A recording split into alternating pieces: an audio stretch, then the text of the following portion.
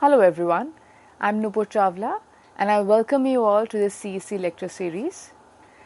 I teach English literature at Maitri College, Delhi University, and today's lecture is a continuation of a previous one where we've been discussing a text which is titled The Symbolic Order of the Mother, written by an Italian feminist, Luisa Muraro, in 1991.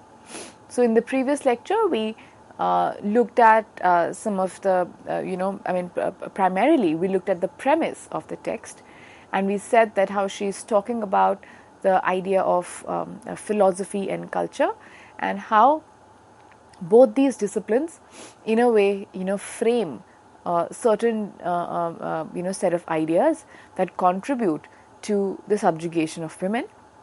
Then we said that she also engages with the question of beginning. The term beginning acquires different connotations in her discussion. Beginning in the sense where she's struggling to find a beginning in order to write a text, the beginning of her own self, right? So these questions make her think through certain issues, and she feels that she might get her answers in philosophy. But when she turns to philosophy, that is when she realizes that there is something problematic about the way philosophy and culture construct the figure of the woman. And the next thing that we said was, which was another important part of her premise, is that how she sought some kind of an independence, and her intuitive desire, her intuitive response for this idea of independence was that she can gain this independence only when she dissociates with her mother. So this makes her wonder that where does this desire come from, right? What are the ideas which are giving strength to this kind of an impulse in her? So this then begins, with this she begins her inquiry. Now, next, it's important for us to go into further depths of the question. That is, what is her problem with philosophy, or what is the problem that she thinks is with the discipline of philosophy? We said that, according to Muraro, the mother has a problematic position in that discipline. Now, let's see what she actually says about this. And I quote, she says, ignoring historical privileges of the sons, philosophers mask the origin of their knowledge. They love a silent mother whose work they represent as an image of their own, unquote. Now you see, this quotation has various important phrases. Right at the outset, she says, ignoring the historical privileges of the sons. Means what? That historically, sons or men or boys have been the privileged lot, all right? But the philosophers do not talk about this. They completely ignore this fact. They do not bring it in discussion, right? So ignoring the historical privileges of the sons, the philosophers mask the origin of their knowledge, right? So the philosophers also hide the origin of their knowledge. So while they, what do philosophers do? They go into the questions of, different issues pertaining to life, different, aspects of being and living, etc. So what Muraro says is that while they, discuss or think about all these philosophical questions, they actually mask or hide or obscure the origin of their knowledge. Now, what is the origin of their knowledge? This origin, according to Muraro, is the mother. Why? Because when an infant is, in the mother's womb, the first source of knowledge is the mother, right? The mother's consciousness, the mother's language, that gets filtered to the infant. So that becomes the first and the foremost source of knowledge for any child. And this, she says, philosophers mask or obscure very comfortably. while they do, so to say, kind of wax eloquent, but they do not talk about this origin of their knowledge, which lies in the mother. And that's why she says that they love a silent mother, right, whose work they present as an image of their own. So she says that the mother is silent, okay, and all the knowledge that they pass off as their own is actually, has an origin in their own mothers. But of course, this is not talked about, right? So this is the first problem that she points towards, which is there in the discipline of philosophy. Now, next, she also makes another observation vis-a-vis, culture, right? Now, how this silent mother, this kind of an obscuring of the significance of the mother in knowledge acquisition, in acquisition of language, right? How this kind of a silencing of the mother then also gets reflected even in culture as well. So let's look at this other statement that she makes in the text. She says, and I quote, "Transferring to cultural production the attributes, the power and the work of the mother, reducing her to an opaque, formless creature," unquote. Now, what do these philosophers also do? They transfer to cultural production the attributes, the power and the work of the mother. What does this mean? It means that the essential work which the mother had done, that is in helping the infant acquire language, even for that matter, once the child comes out of the womb, the initial conversations that the mother has with the child. So mother becomes a very important one can say mediator between the child and the world in his initial stages of development, right? Now, she's saying, Muraro says, that the philosophers do not talk about this, and instead what they do is that they attribute this power, this work of the mother that she does with the child. They attribute this not to the mother, but instead they attribute it to a sense of culture. So they say that it's culture, it's different aspects of culture, it's different, it's the way culture is produced, that it becomes the means of an individual acquiring a sense of selfhood, acquiring a sense of one's surroundings, etc. So different manifestations of culture, according to these philosophers, are the reason or have this kind of a shaping potential for an individual's selfhood.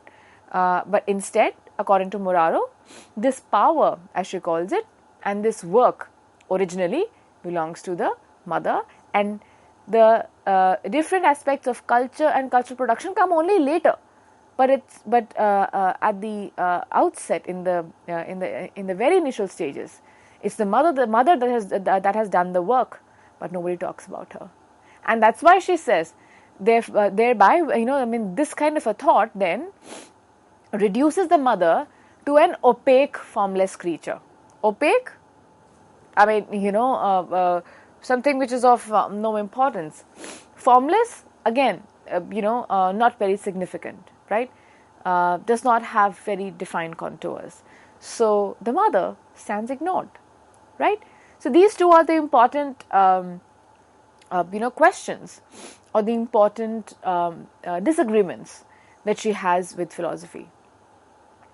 So now she says that, once we look at this kind of a attitude to the mother, she says that now the answer lies in loving the mother and reinstating her centrality. Now remember, we discussed that how she also notices that she herself has ingrained this kind of an intuitive desire, whereby she equates freedom with a dissociation from her mother, right?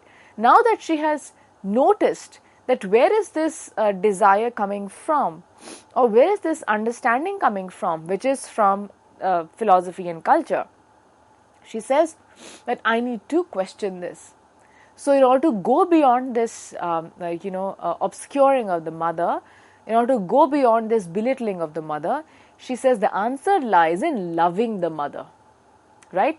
So that in that initial desire which she had to dissociate herself from her mother, now she wants to love her, she wants to understand her still more, and she wants to also understand what this figure of the mother actually is, and thereby also reinstate her centrality, right? And she says this in the text, and I'll quote.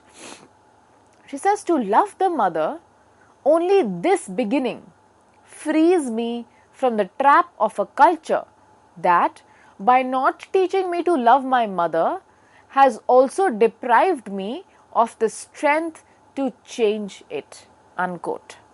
Now here, in no uncertain terms, she says that this beginning that I have been looking for, beginning of my own self, beginning for my text, etc. She says this beginning lies in, not in philosophy. The answer to this beginning, where is this beginning? In loving the mother, right? So that question, now she answers, where is the beginning of everything? In the mother, right?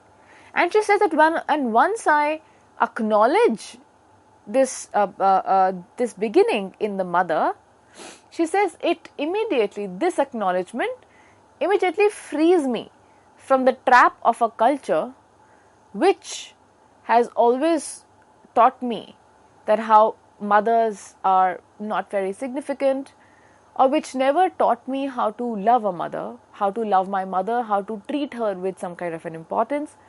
She says that culture which had trapped me so far, now that I am aware of this trap, now I will also gain the strength to change this kind of culture, right?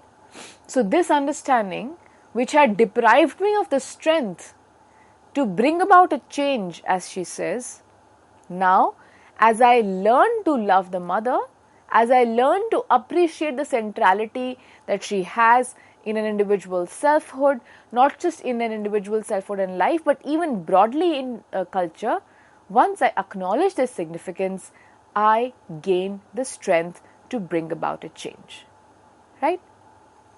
Next, she talks about the linguistic dimension of power. So far, she's talked about the construction of the mother, it's problematic in philosophy and culture, and how when she realizes the centrality of the mother figure, that becomes a means for her to attain some kind of a liberation. Now, next she talks about the linguistic dimension of power, okay? And she says in her text, and I quote, the matrix of life for us is also the matrix of the word, unquote. What is she doing here? She is establishing the centrality of language. So she says that how language becomes the means for us to access life. If we did not have language, we may not have the understanding about life and surroundings the way that we have right now, right? And she says that, the fact that language is so important, it is this linguistic dimension which is then manipulated, okay? She says that while the linguistic source is essentially the mother, but this knowledge is manipulated in culture. She says in the text, and I quote, the necessity of separating ourselves from the mother to enter the order of speakers is strongly represented in our culture, unquote. Now, what is she saying here? She says that the way culture is, kind of conceptualized, or the way culture, makes us believe that we can truly become independent, we can truly become individuals with opinion and, a distinct thought only once we separate from the mother, right? So the necessity of separating ourselves from the mother, she says, to enter the order of the speakers is strongly represented in our culture. Okay? And this, she says, is something which is problematic. Alright? But she goes on to say just the opposite. Right? She emphasizes just the opposite. And I quote, she says, we know that whoever wants to modify what exists must be able to speak. And I repeat, we learn to speak from the mother, unquote. So, in no uncertain terms, she says, yes, I agree that, language is a matrix of life. She very clearly states that. Language is a means to power. Language is a means to selfhood, right? And this language, they say that for an individual to enter the order of the speakers, one has to dissociate from mother. That's what culture says. But Muraro says just the opposite, that whoever wants to bring about a change or modify, as she says, what exists, must be able to speak. Okay? So language is not only important for us to understand the world, but even, as she says, to modify it. Okay?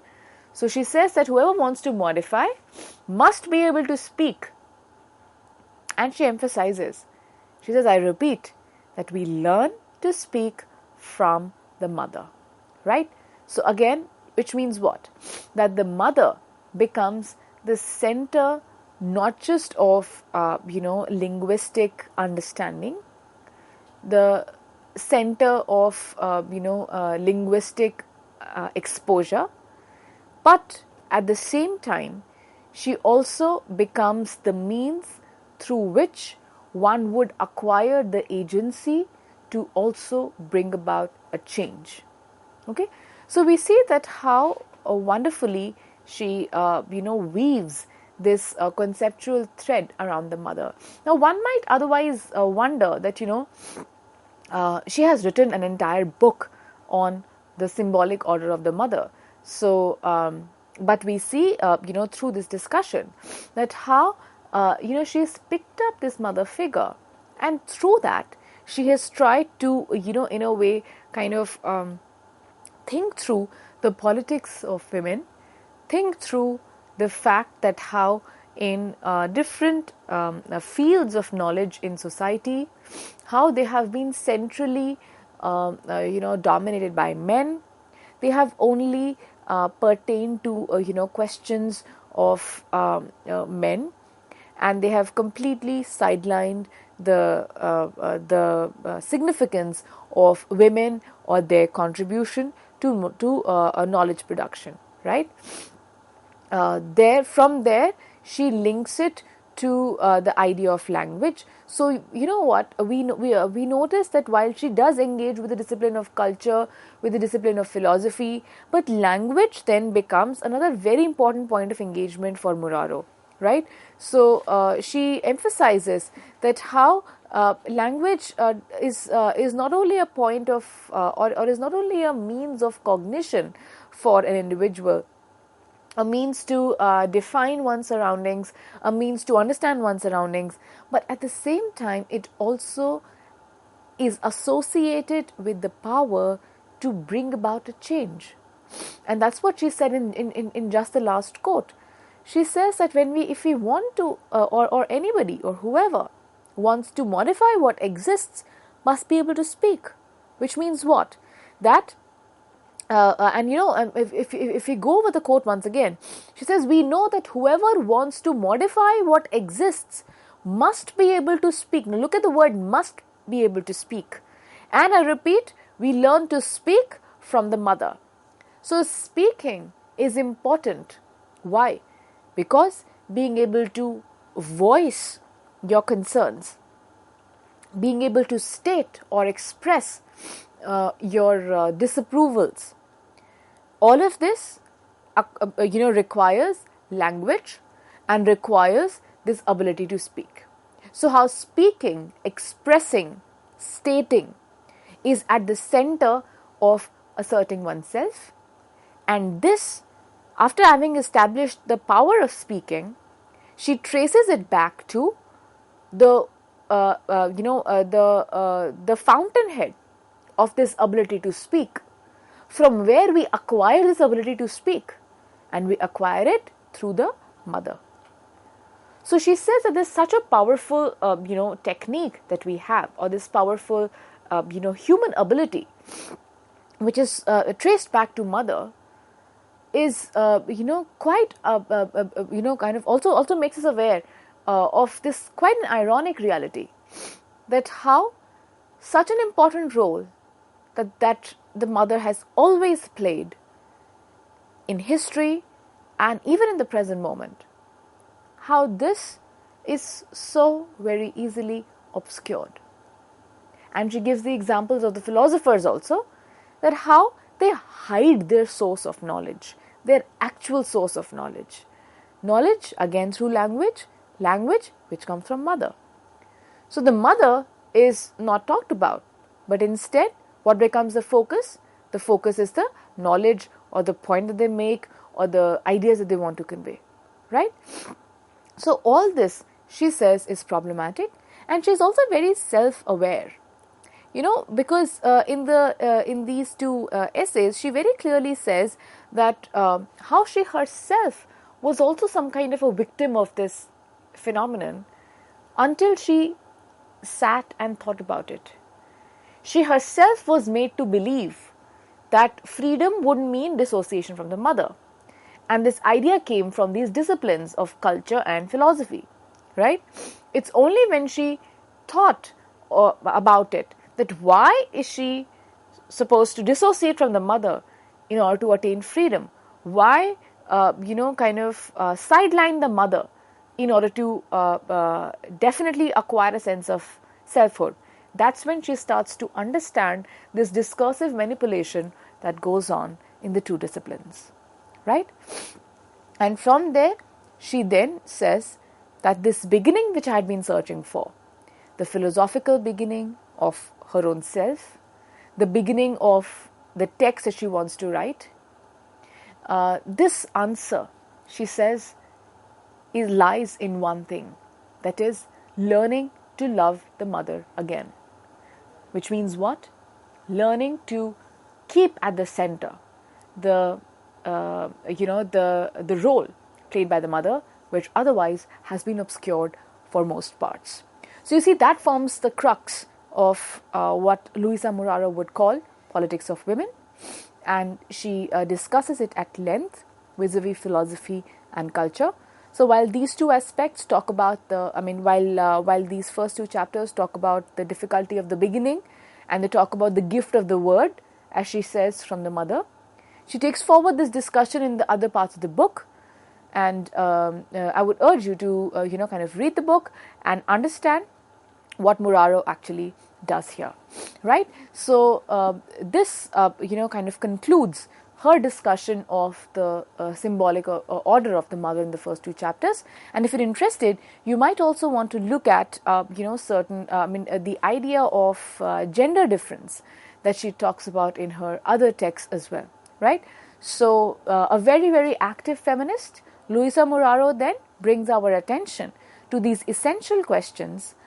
She frames it rather differently, and that's what makes her argument also very interesting.